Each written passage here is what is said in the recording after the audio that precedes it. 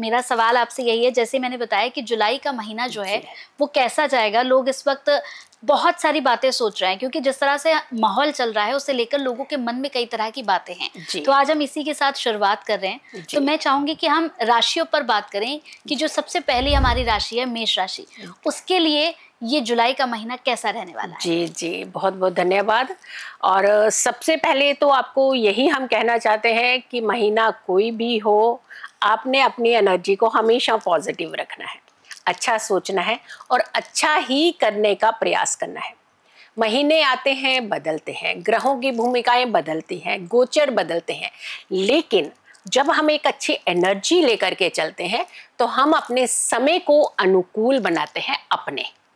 तो यहाँ पर हमें अच्छा सोचना है, पॉजिटिव सोचना है। लेकिन अगर हम जुलाई महीने की बात करते हैं तो ये ज्येष्ठ महीने का खत्म होना और आषाढ़ महीने का, यानी हिंदी कैलेंडर के महीने बहुत महत्वपूर्ण होते हैं। आषाढ़ महीना यहाँ से शुरू होता है और आषाढ़ महीना एक ऐसा महीना होता है जब इसी बीच देवशयनी एकादशी भी पड़ती है, जब भगवान श्रीहरि शयन निद्रा, जिसे हम कहते हैं योग निद्रा में भी जाते हैं। बहुत सारे कार्य जो हैं इस महीने में बंद कर दिए जाते हैं, जो शुभ कार्य होते हैं, जैसे शादी नहीं होना, घरों के अंदर मांगलिक कार्य नहीं करना, जैसे गृह मुहूर्त नहीं करना, इस तरीके की चीजें होती हैं। तो जो चीजें हम विराम कर देते हैं, लेकिन निजी जिंदगी कभी रोक नहीं सकते हम, उसे चलते ही रहना चाहिए और उसे बहुत स्मूथली चलते रहना चाहिए। अगर हम राशियों की बात करते हैं तो पहली राशि एरीज यानी मेष राशि होती है और मेष राशि के स्वामी जो है वो मंगल होते हैं। अब मंगल ने अभी रिसेंटली घर बदला है, यानी सूर्य की अग्नि तत्व में मंगल का जाना ये बहुत ज्यादा कहीं ना कहीं क्रोधित अवस्था लेकर के आता है।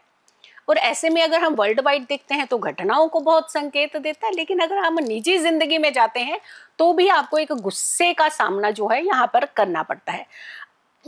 अगर मेष राशि में सबसे पहले हम सूर्य की ही भूमिका को देखते हैं तो सूर्य जो है वो आपके मिथुन राशि में भी रहेंगे और कर्क राशि में भी रहेंगे, यानी इस महीने में। तो तीसरा भाव और चौथा भाव जो है वो आपका एक्टिवेट हो जाएगा सूर्य से जलते।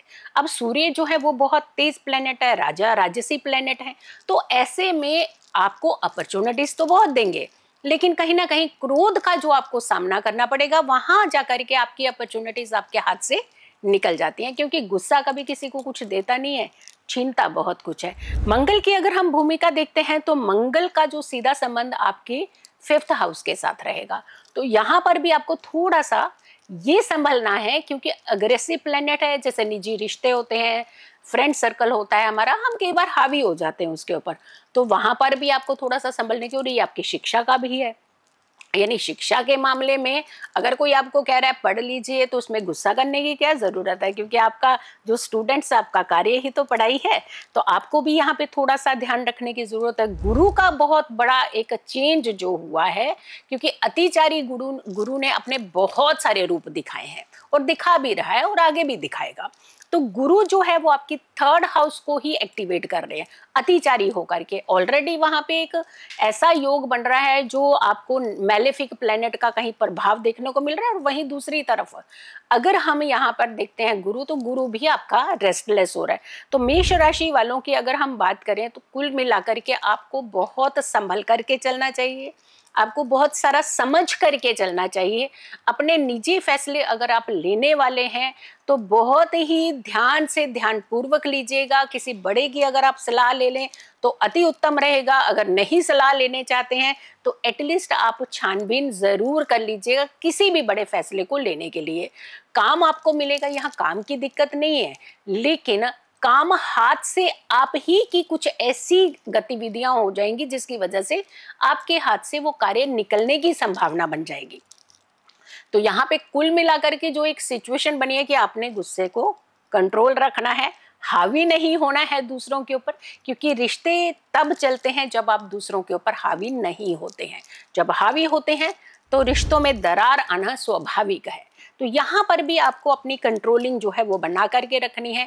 अगर हम धन की बात करते हैं तो धन तो आपको मिलेगा, धन आएगा, लेकिन क्या होता है कई बार हम धन का दुरुपयोग भी करते हैं, क्योंकि जब समझ में कोई चीजें नहीं आती हैं तो धन का यूटिलाइजेशन कई बार हमारे हाथों से गलत हो जाता है। तो ये गलत तरीके का यूटिलाइजेशन आप ही के जीवन में आने वाले समय में दिक्कत पैदा कर सकता है। यानी कुल मिलाकर के आपने डरना नहीं है, क्योंकि डरना जो है वो है ही नहीं ज्योतिष में। यहाँ पर अवेयर होना होता है। तो आप अवेयर रहिएगा और डेफिनेटली देखिएगा आप जुलाई के महीने को स्मूथली निकाल पाएंगे। एक उपाय जरूर कर लीजिएगा। एक आपने तांबे का छल्ला लेना है, और वो छल्ला जरूर ऐसा देखिएगा जो आपके अंगूठे से बड़े साइज का, जो आप स्वयं करेंगे। जो भी ये उपाय करेगा उसके अंगूठे से थोड़ा सा ये खुला आना चाहिए, मतलब एकदम टाइट फिट नहीं आना चाहिए आपके थंब में। और उस छल्ले को लाल धागा बांध लीजिएगा, जैसे लॉकेट बनाते हैं ना वैसा बना लीजिएगा। और कम से कम 1.25 घंटा उसे आपने गले में धारण करना है, फिर उसके अपने वॉलेट में रख लीजिएगा। पूरा जुलाई का महीना रखिएगा, बहुत लाभ होगा।